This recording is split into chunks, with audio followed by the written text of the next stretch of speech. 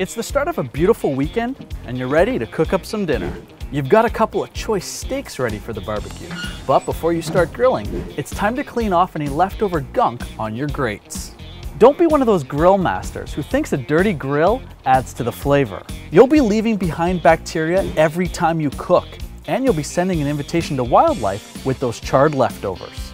You also want to stay clear of wire bristle brushes. I know we all used these in the past, but those little bristles can stick to your grill and get caught in your throat. Now I've tried a lot of options: wood scraper, tin foil, even an onion. But I want to show you something better. It's the Proud Grill Q-Swiper Barbecue Grill Cleaner. It's a safe, bristle-free way to get grease and grime off your grill every time you barbecue. And here's how it works. The Q-Swiper is designed to be used when the grill is cool, before you fire it up. First, use the Q-Swiper stainless steel grill scraper to remove all burnt food that's stuck to your grill grates. Then swipe away the grease and grime with one of the moist detachable grill cleaning wipes.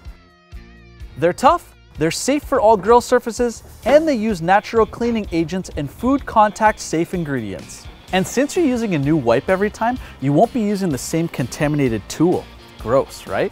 And that's it. Once you're done, toss the wipe and you're good to go.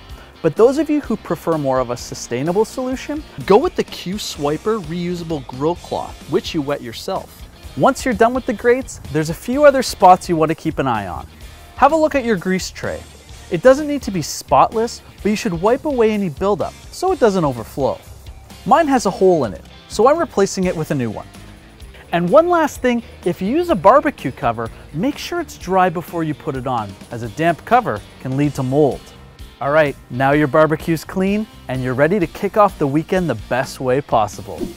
Let's get grilling.